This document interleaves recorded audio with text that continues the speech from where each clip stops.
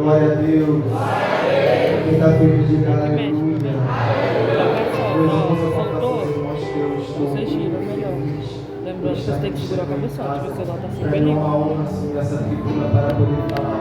Jesus, eu tributo toda a minha alegria, toda a honra. Eu estou com essa oportunidade. Gostaria também de agradecer aos meus pastores, pastor Robson, pastor Ailma, pastor Ivani, Deus abençoe o Senhor. Diácono Filipe, Deus abençoe o Senhor também. E que Deus possa abençoar a sua vida. Você que se disponibilizou a estar aqui nessa noite para junto adorarmos. Vai abrir uma sua Bíblia comigo, livro do profeta Jeremias, capítulo 1. Livro do profeta Jeremias, capítulo 1.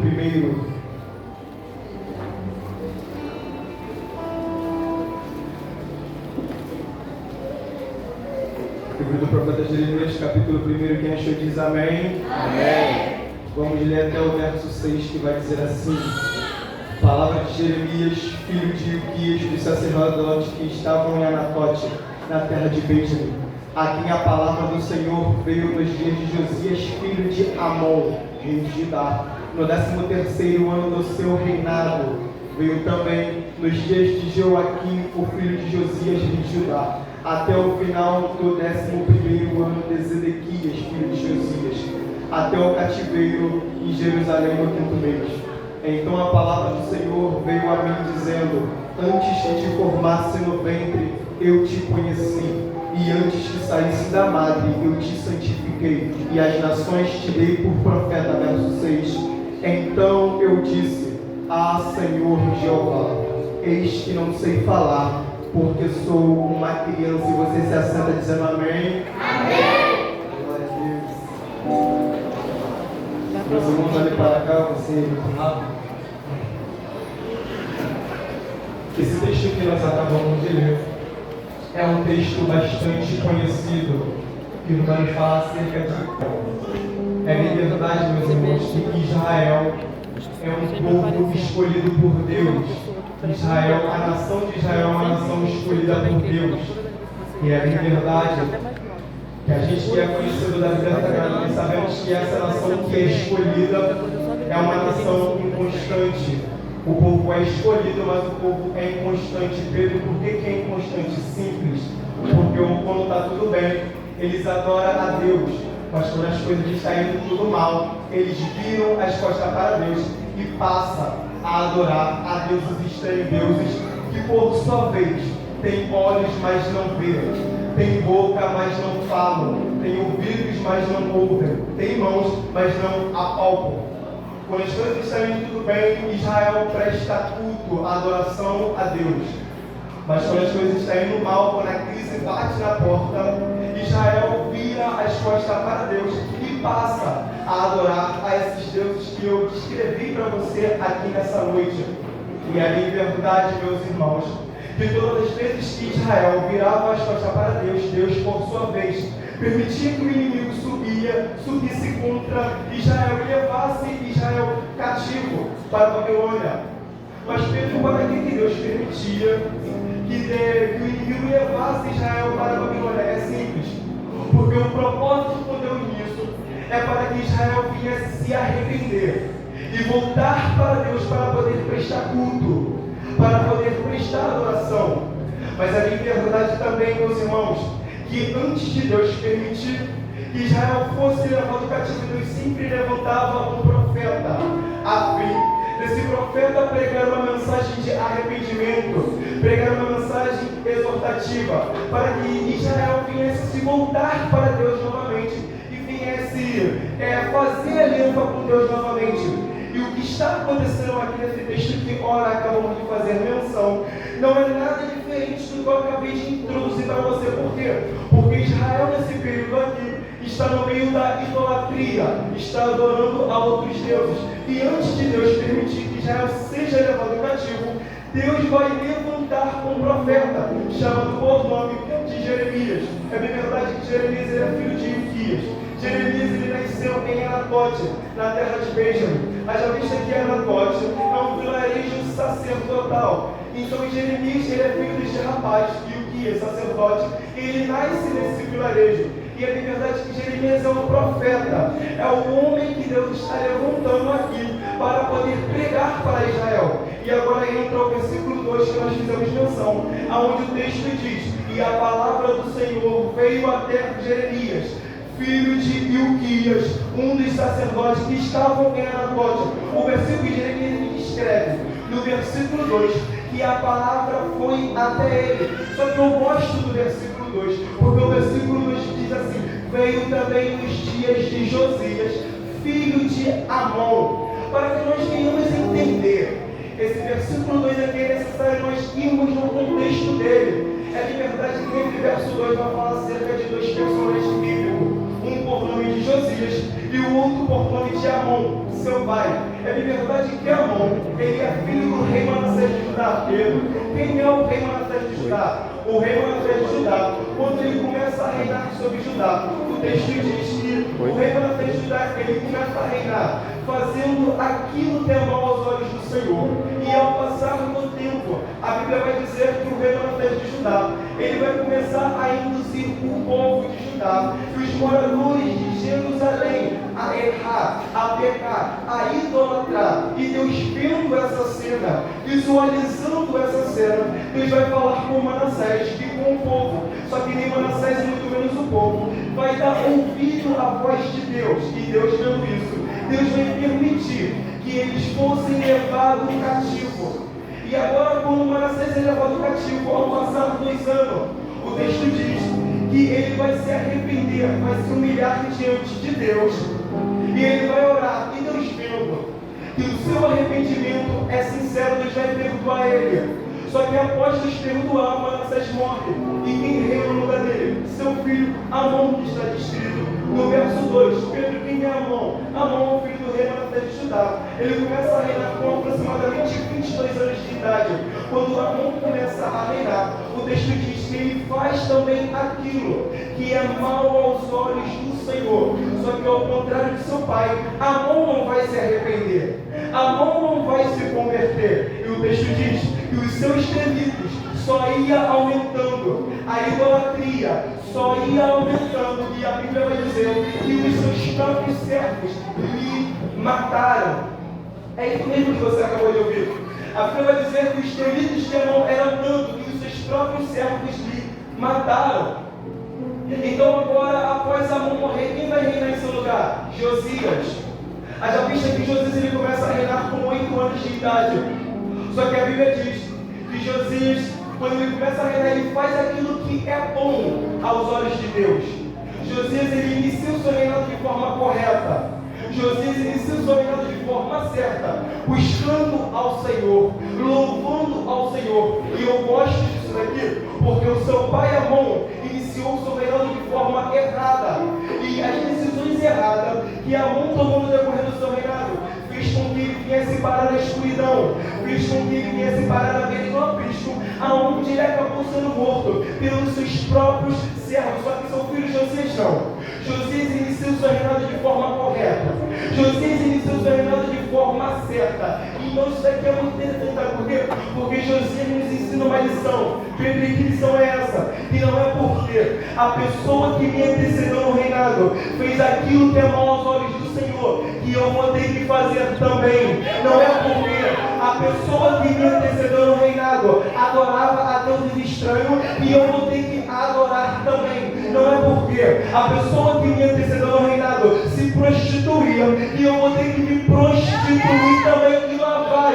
O problema é que tem gente que para agradar certas amizades prefere fazer coisas erradas. O problema é que tem gente que para sustentar certos relacionamentos prefere fazer as coisas antes do casamento. O problema é que tem gente que para andar do lado de certas pessoas prefere fumar maconha do que ter atitude certa, atitude correta. Só que Deus ele me trouxe aqui com uma palavra para você. Deus não te chamou para você se deixar ser influenciado, mas Deus te chamou para você influenciar através de atitudes corretas. Não é porque a pessoa com quem você anda faz besteira que você tem que fazer também. Não é porque a pessoa que caminha do seu lado faz coisa errada que você tem que fazer também. Não é porque a pessoa com quem você se relaciona faz coisas erradas que você tem que fazer também. Deus te chamou para fazer a diferença.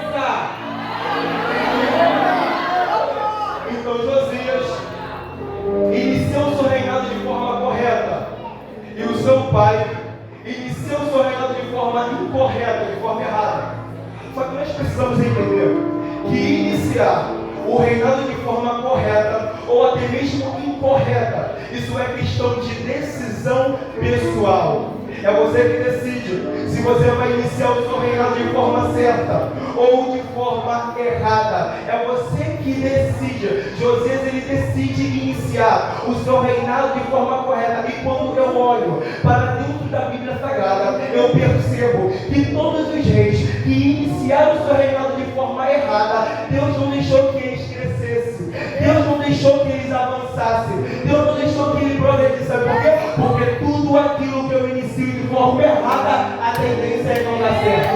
Tudo aquilo que eu inicio de forma incorreta, a tendência é não dar certo. Então lá vai. Se você está iniciando um relacionamento de forma errada, saiba, não vai dar certo.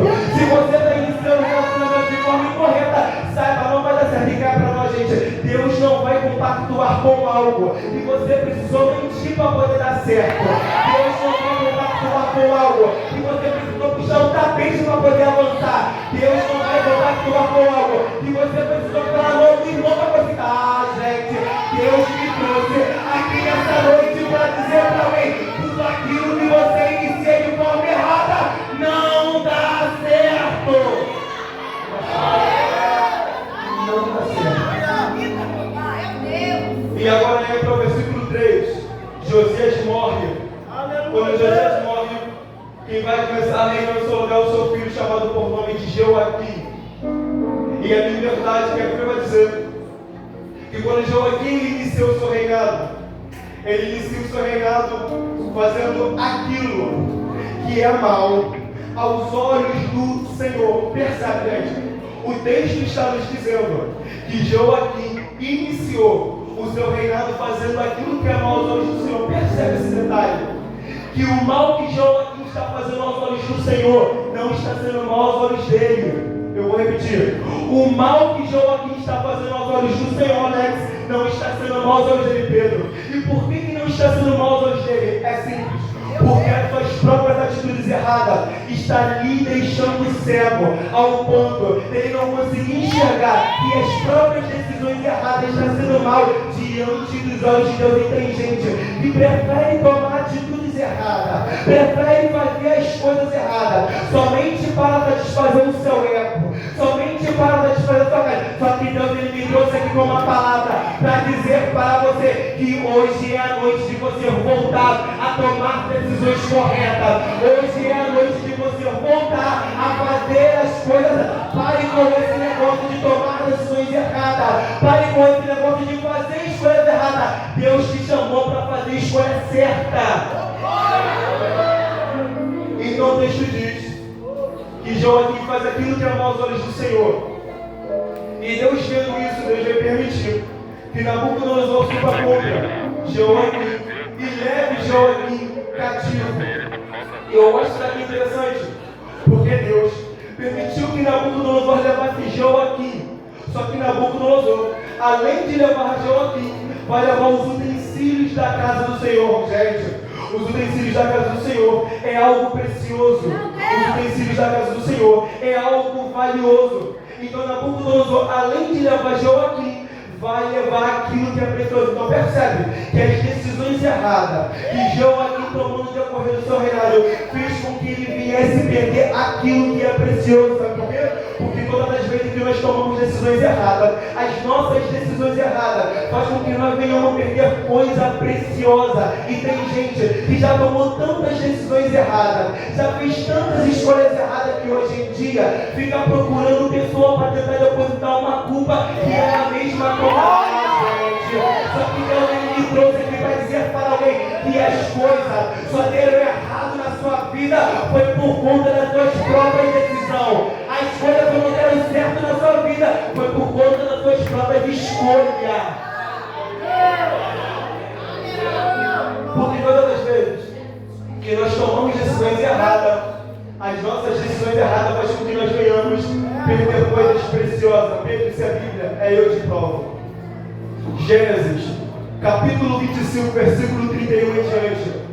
Esse texto vai nos falar acerca de dois personagens bíblicos, um chamado por nome de Esaú e o outro chamado por nome de Jacó. É de verdade que por Esaú ter nascido primeiro, Esaú herdou algo chamado primogenitura. E é bem verdade que agora nesse texto, Jacó vai estar fazendo um guisado de lentilha. Esaú vai olhar para esse guisado de lentilha e vai falar para Jacó: Jacó, me dá um pouco desse guisado de lentilha. E Jacó vai olhar para Esaú e vai dizer: Esaú, vem de mim a tua primogenitura. Esaú, ele olha para Jacó e diz assim: pastor, para quem me servirá? A primogenitura, gente, a primogenitura é algo valioso, a primogenitura é algo precioso. E olha o que Esaú está dizendo: para quem me servirá? A primogenitura, sabe o que é isso daqui? Isso daqui é gente que possui coisas preciosas na vida, mas não consegue valorizar aquilo que possui. Isso daqui é gente que possui um casamento precioso, mas não valoriza o casamento que tem. Isso daqui é gente que tem uma família preciosa, mas não valoriza a família. Ah, gente, Deus me trouxe aqui para dizer para alguém nessa noite: não queira trocar tua família por algo momentâneo. Porque o que Esaú estava sentindo aqui é algo de momento. O que Esaú estava sentindo aqui é algo momentâneo. Então ele vai pegar aquilo que é precioso e vai trocar por algo momentâneo. E por que, Pedro, que Esaú faz isso? É porque Esaú não entendeu que aquilo que é precioso não se deve trocar. Aquilo que é precioso não se deve negociar. Aquilo que é precioso não se deve vender. Deus está dizendo para alguém aqui nessa noite: aquilo que é precioso não se troca por coisa momentânea. E por que não se troca? Porque coisa momentânea passa, mas o que é precioso permanece. Eu vou repetir: o que é momentâneo passa, mas o que é precioso permanece. Então todas as vezes que nós tomamos decisões erradas, as nossas decisões erradas fazem com que nós venhamos perder coisas preciosas. Mas também, todas as vezes que nós tomamos decisões corretas, as nossas decisões corretas fazem com que o inimigo não venha tocar naquilo que é precioso. Porque por isso a Bíblia é ele de fora. 1 Reis capítulo 21. Você conhece o texto? A Bíblia vai dizer que agora Acabe ele quer a vinha de Nabote. Mas para quem que Acabe quer a vinha de Nabote? Simples.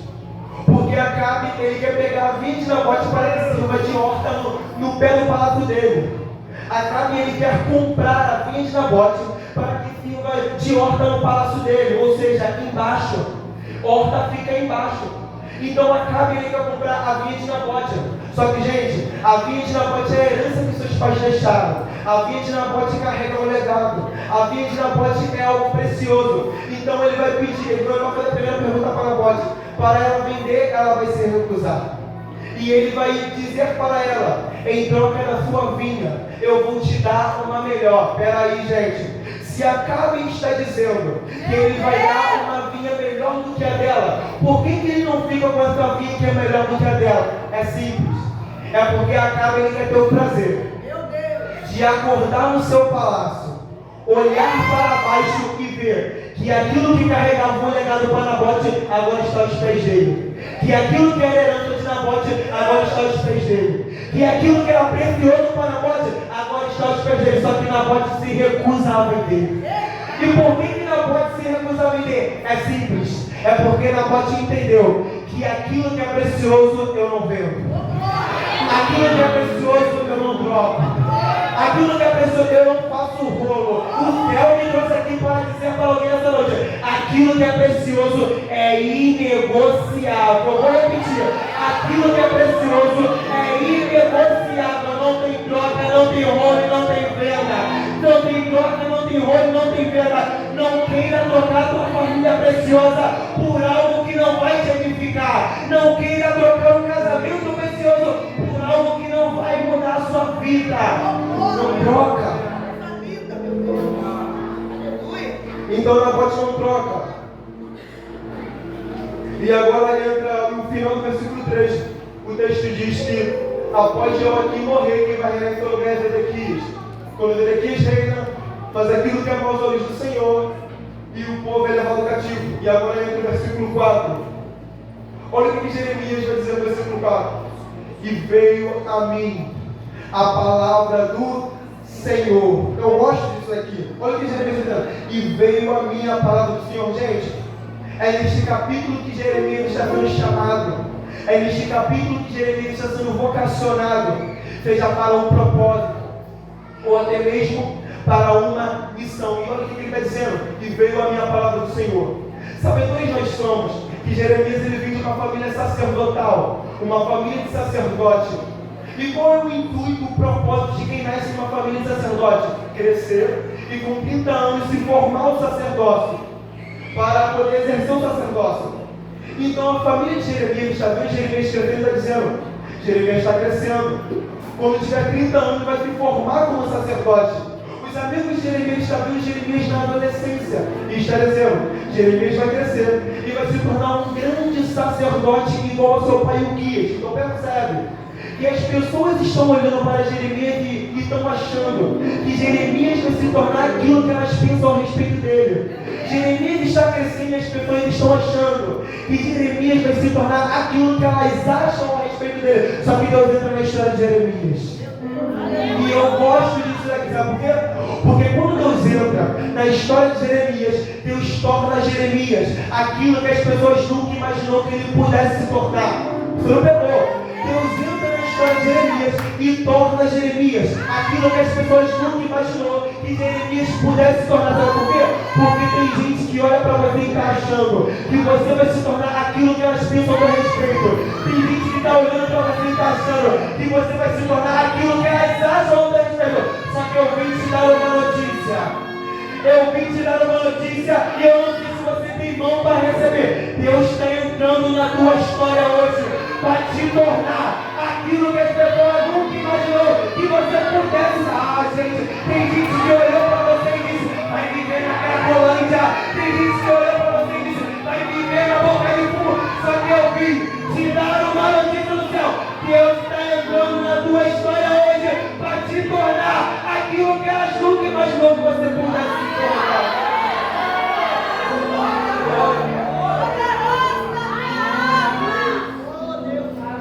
Então Deus entra na história de Jeremias. Neste capítulo de Jeremias, versículo 4, veio a minha palavra do Senhor. E assim como eu disse, é neste capítulo que ele está sendo vocacionado. É neste capítulo que ele está sendo chamado por Deus. E a minha verdade, gente, que toda pessoa que Deus chama, Deus sempre vai exigir certas coisas dessa pessoa que ele está chamando. Pedro me prova isso na Bíblia, te provo. Gênesis, capítulo 12, verso 1. O texto diz, ora, o Senhor disse a Abrão, sai-te da tua terra, da tua parentela e da casa de teu pai. Para onde? Para uma terra que eu te mostrei. Percebe? Que é no capítulo 12 do livro de Gênesis, que Abrão está sendo vocacionado. Abrão está iniciando o seu chamado. E Deus já se apresenta, mandando logo 3 ordens para ele. Primeiro, sai da tua terra. Segundo, da tua parentela. Terceiro, da casa de teu pai. Eu vou mais lento para você poder pegar isso aqui. Primeiro, por que Deus manda Abrão sair da terra? Deus poderia mandar Abrão, sai-te da terra. Mas Deus não diz isso. Deus diz para Abrão, Abrão, sai-te da tua terra. E por que Deus está especificando a terra que Abrão tem que sair? É simples. É porque na história aqui, Abrão, ele possuía muita prata, possuía muito ouro, possuía muito gado e possuía muita terra. Então Deus está mandando, Abrão, sai-te da tua terra para uma terra que eu te mostrei. Percebe, gente? Que esse monstro aí de Deus não está no passado. Esse monstro aí de Deus não está no presente. Mas esse monstro aí de Deus está no futuro. Então percebeu? Que Deus está querendo que Abrão abandone as coisas do passado para poder receber algo novo. Você não pegou? Deus está querendo que Abrão abandone as coisas do passado para poder receber coisa nova de Deus no futuro. Sabe por quê? Porque não tem como eu querer receber algo novo no futuro estando preso na cachaça do passado. Eita. Não tem como eu querer receber algo novo no futuro estando preso no cigarro do passado. Não tem como eu querer receber algo novo no futuro estando preso na prostituição do... gente, Deus me trouxe aqui para dizer para alguém, para receber algo novo no futuro, tem que largar as coisas velhas do passado para receber aquilo que é novo no futuro. Tem que largar as coisas velhas do passado. Então Deus manda Abrão sair da tua terra. para uma terra que Deus mostraria. Eu gosto disso. Porque percebe que a palavra terra, Charles, ela aparece 2 vezes no texto. Porque Deus manda Abraão, sai da tua terra para uma terra que eu te mostraria. A palavra terra, ela vem repete 2 vezes no texto. Só que há uma diferença entre essas 2 palavras. E como é que há uma diferença, sendo que a palavra é a mesma? É simples. É que a primeira terra que aparece no texto é a terra que Abraão possuía. E a segunda terra que aparece no texto é a terra que Deus mostraria. Não pegou? A primeira terra que aparece no texto é a terra que Abraão possuía. Mas a segunda terra que aparece no texto é a terra que Deus mostraria. Então, quando Deus diz para Abraão, sai-te da tua terra para uma terra que eu te mostrarei, é Deus querendo que Abraão abandone aquilo que é de baixo para receber aquilo que é de baixo. Você não pegou? É Deus querendo que Abraão abandone aquilo de baixo para receber as coisas de baixo. Gente, eu vim te dar uma notícia que não tem como receber aquilo que é de cima estando preso naquilo que é de baixo. Não tem como receber aquilo que é do céu estando preso nas coisas da terra. Então agora Deus vai mandar Abraão sair da tua parentela. E por que Deus manda Abraão sair da tua parentela? É simples. É porque a família de Abraão era uma família idólatra. Então se Abraão, iniciando o seu chamado, permanecesse no meio da sua família, ele seria influenciado. Então para Abraão ser influenciado, o que Deus faz? Sai-te da tua parentela. Sabe por quê? Porque quem tem chamado não tem que se deixar ser influenciado. Quem tem chamado tem que influenciar. Vou repetir. Quem tem chamado não tem que ser influenciado. Quem tem chamado tem que influenciar. Eu já quero profetizar sobre a sua vida. E eu não sei se você tem mão para levantar e crer nessa palavra. Através do seu chamado, você vai influenciar muita gente. Tem muita gente com a boca na mão. Através do seu chamado, você vai influenciar muitas pessoas. Você crê nisso? Então agora, Deus vai mandar Abraão sair da casa de seu pai. E eu acho isso aqui muito interessante, porque Deus manda primeiro Abraão sair da tua terra, sair da parentela e da casa de seu pai. Gente, o pai de Abraão, chamado por nome de Terá, ele já era falecido. Então quem conhece Abraão e a sua família está orando e está dizendo, agora que Terá morreu, Abraão vai tomar por herança daquilo que era de seu pai. Agora que Terá morreu, Abraão vai dar continuidade na história de seu pai. Só que eu gosto disso, porque entra Gênesis capítulo 12, aonde Deus olha para Abraão e diz, sai da casa de teu pai. E quando Deus manda Abraão sair da casa de teu pai, era Deus dizendo, Abraão, eu não dependo da história de ninguém do teu passado para fazer uma nova história para você no teu futuro. Eu vou repetir, Deus não depende da história de ninguém do teu passado para fazer uma nova história para você no teu futuro. E ela vai, porque teve gente que olhou para você e disse, se o pai dele foi dessa forma, ele vai ser dessa forma. Se a mãe dela foi dessa forma, ela vai ser dessa forma. Só que eu quero profetizar que Deus está entrando na tua história para você. Você não será aquilo que disser ao meu respeito. Você será aquilo que eu decretei que você se tornaria. Eu vim dizer para alguém nessa noite, profetizar que você ia ser igual ao seu pai, você não vai ser. Profetizar que você ia fazer as coisas erradas, igual ao seu tio, mas você não vai fazer. Deus está entrando na tua história hoje. Deus está entrando. E agora, Jeremias diz que veio a minha palavra do Senhor. E eu gosto disso daqui. Porque assim como eu disse, Jeremias está iniciando o seu chamado. E toda pessoa que nos chama, Deus exige certas coisas dessa pessoa. E tem gente que sabe que é chamado, Charles, mas escolhe viver uma vida toda errada. Tem gente que sabe que tem chamado, mas fica tomando decisões erradas no decorrer da vida toda. Parece, sabe o quê? Uma bicicleta sem paralama. Pedro, explica isso que eu não entendi. Quando nós estamos pedalando numa bicicleta que não tem paralama e a gente passa numa lama, qual é a tendência da lama? Sujar. Qual é a tendência da lama? Manchar. E tem gente que, se Deus não colocar um paralama, vai viver manchando o nome dos outros. Glória! Se Deus não colocar um paralama para acessar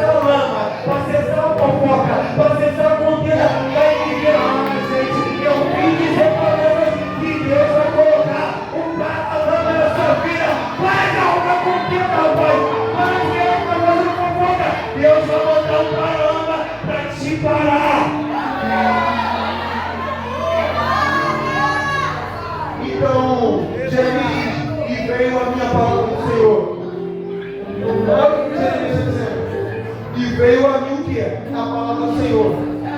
Só que, gente, para a palavra ir até Jeremias, alguém precisou ter mandado.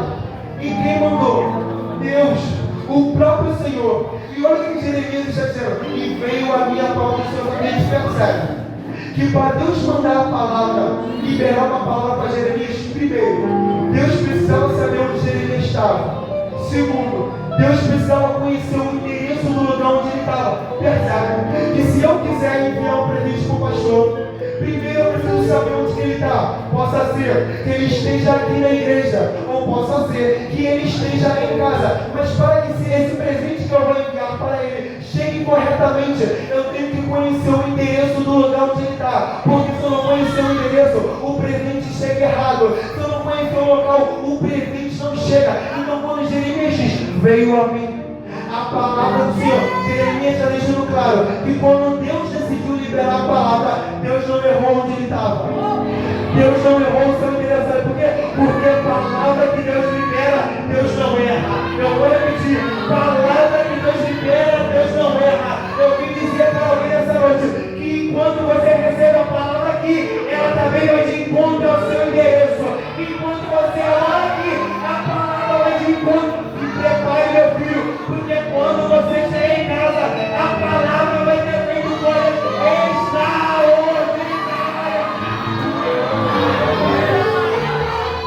E eu amo isso aqui, porque isso aqui mostra quão poderoso é a palavra de Deus. Sabe por quê? Porque quando você compra alguma coisa, você precisa botar o endereço. Quando você pede um lanche, você precisa botar o endereço. Mas quando Deus vai liberar a palavra, Deus não pede o seu endereço. Eu vou repetir isso aqui. Quando você compra alguma coisa, você bota o endereço. Quando você pede alguma coisa, você bota o endereço. E mesmo assim ele erra. Deus não. Com Deus você não precisa nem botar o endereço. Porque quando ele libera a palavra, ela tem que obedecer. Eu vim dizer para alguém nessa noite que a palavra de Deus está sendo pregada. A palavra de Deus está sendo ministrada. E é essa palavra aqui que vai mudar a tua vida. Agora entre o verso 5, eu gosto. No verso 5, Deus ele olha para Jeremias e diz, Jeremias, antes que eu te formasse no ventre, eu te conheci. Se Deus estivesse dizendo, Jeremias, antes que eu te formasse, eu te conheci. Isso aqui seria interessante, seria bacana, só que Deus não diz dessa forma. Olha o que Deus está dizendo, Jeremias, antes que eu te formasse no ventre, eu te conheci. Só que uma coisa para entender, que ventre aqui no texto está ligado a uma condição feminina, está ligado a uma condição da mulher de ter filhos, de gerar filhos. E biblicamente falando, gerar filhos é um projeto de Deus. Então quando Deus diz para Jeremias, antes que eu te formasse no ventre, eu te conheci, ela está dizendo para Jeremias, você é um projeto meu, gerado no ventre da sua mãe. E eu gosto disso aqui, porque se Jeremias Charles é um projeto de Deus, gerado no ventre da mãe dele, então não tinha como Jeremias ser sacerdote, só tinha como Jeremias ser profeta, não tinha como Jeremias ser outra coisa, só tinha como Jeremias ser profeta. Isso é muito interessante, porque tem gente que está aqui me ouvindo que tentou ser traficante no você, tentou fazer parte da boca no você, tentou ser do mundo, meu filho. É óbvio que não vai dar certo. Sabe por quê? Porque Deus não te chamou para ser traficante, Deus não te chamou para partir do mundo, Deus não te chamou para falar o quê? E Deus te chamou para quê? Para ser profeta. Deus te chamou para ser profeta. E eu já quero profetizar sobre a sua vida. Você não vai ser um projeto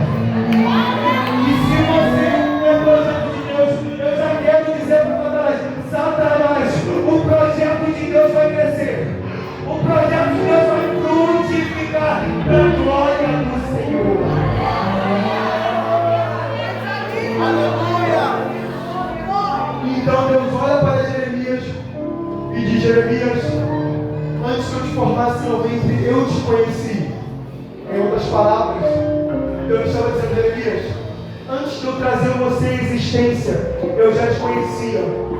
Antes de eu trazer você à existência, eu já havia escrito a sua história. E eu gosto disso. Porque se foi Deus que escreveu a nossa história antes de nós nascermos, isso me dá respaldo para não acreditar em gente que diz que nasceu por acaso.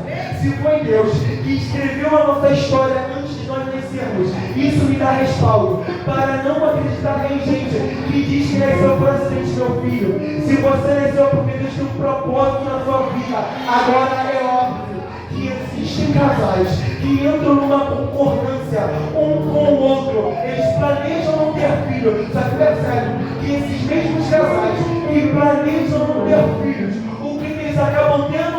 Um filho. Sabe por quê? Porque o filho não estava no projeto dos pais. O filho já estava no projeto dos pais. Você não pegou.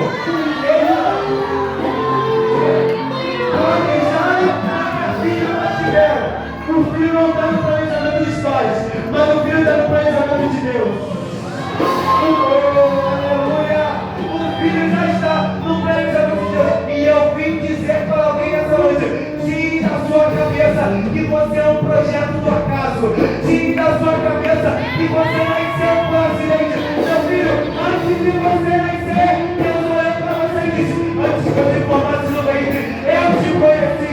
Antes que saísse da base, eu te santifiquei. E as nações, eu te dei por profeta.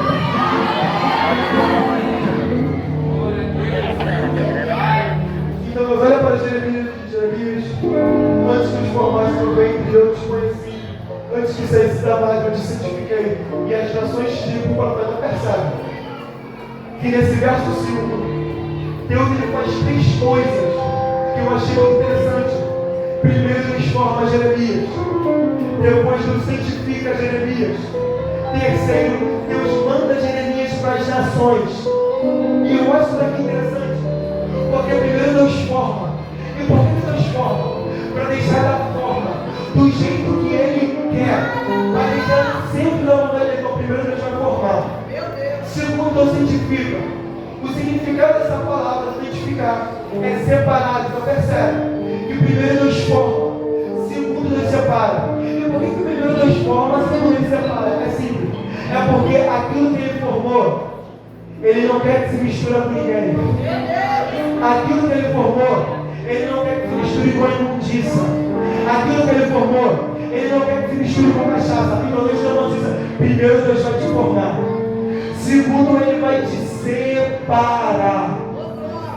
Então primeiro Deus formou, segundo Deus separou, e terceiro Ele mandou para as nações. Então percebe que antes de Jeremias ser enviado, primeiro foi formado.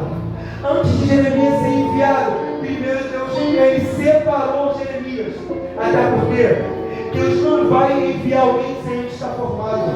Deus não vai fazer você pregar sem antes você estar conforme a vontade dele. Deus não vai fazer você pregar sem antes você estar conforme o querer dele. Eu vim dizer para alguém nessa noite que antes de Deus fazer voar, antes dele cumprir a promessa dele na sua vida, primeiro ele vai te moldar, primeiro ele vai te apertar, primeiro ele vai te moer. E por que ele vai fazer isso? Para ele te deixar mais forte, para ele te deixar no centro da vontade dele.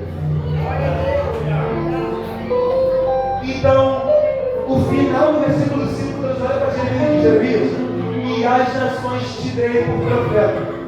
Se Deus estivesse dizendo para Jeremias: e as nações te dei, nós entenderíamos que Deus pegou a nação e deu para Jeremias. Só que Deus não estava falando nesse sentido de dar as nações para Jeremias. Deus estava falando no sentido de pegar Jeremias e dar para a nação. Só que quando Deus diz que as nações te dei por profeta, é como se Deus estivesse pegando Jeremias e dizendo: nação, esse daqui é Jeremias. É como se Deus estivesse pegando Jeremias e apresentando Jeremias para as nações. Não percebe? Que se é Deus que apresenta Jeremias para as nações, então não foi Jeremias que auto se apresentou. Sabe por quê? Porque se Jeremias tivesse se auto-apresentado, ele não ficaria reconhecido pela nação. Provavelmente, ele ficaria reconhecido somente pelo seu bairro. Só que como foi?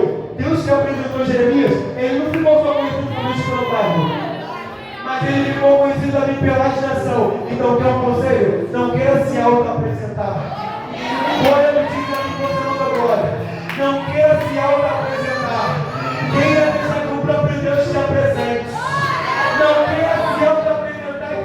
que é dizendo que faz. Queira deixar o próprio Deus da frente. Por quê? Porque quando a gente apresenta, Ele garante. Quando a gente apresenta, Ele se sustenta. Quando a gente apresenta, é certo da promessa se cumprir. Por que a gente vê um monte de ministério frustrado por aí? Porque não quis deixar Deus apresentar, mas quis fazer com que Ele se auto-apresentasse, se titularizando, dizendo que é ou que almeja ser. Só que Deus está dizendo para mim essa noite: eu vou te apresentar, mas não queira se auto-apresentar. Eu vou te mandar para as nações, mas não queira se auto-apresentar para as nações. E para a gente concluir, verso 6. Jeremias ele vai olhar para Deus e vai dizer: ah, Senhor Jeová, eis que não sei falar, porque sou uma criança. Olha o que Jeremias diz: eis que eu não sei falar. Como pode alguém dizer que não sabe falar, mas já está falando? Como pode alguém dizer que não sabe verbalizar, mas já está verbalizando? Quando Jeremias ele olha para Deus e diz: Deus, eis que eu não sei falar, é como se Jeremias estivesse dizendo para Deus na palavra: Senhor, eu não sou capaz de exercer esse ministério que o Senhor está me chamando. Eu não sou capaz de colocar em prática esse chamado que o Senhor está me vocacionando. Percebe-se então que Deus está chamando, Deus está garantindo, mas tem alguém que está indo contra a vontade dele. Deus está chamando, está falando que vai garantir, está falando que vai cumprir promessa, mas tem alguém botando desculpa, dizendo que não sabe falar. Só que eu vim te dar uma notícia essa noite: Deus marcou esse dia de hoje, porque as tuas desculpas cessam hoje. Pare com esse negócio de não querer exercer o chamado. Pare com esse negócio de não querer cantar. Pare com esse negócio de não querer pregar. O Deus que te chamou, Ele garante. Então Jeremias diz: eis que eu não sei falar, porque não passo de uma criança. Percebe? Jeremias aqui estava falando aproximadamente 17 anos. Então Jeremias aqui não é uma criança, mas hoje ele está dizendo: ah, Senhor, eis que eu não sei falar, porque não passo de uma criança.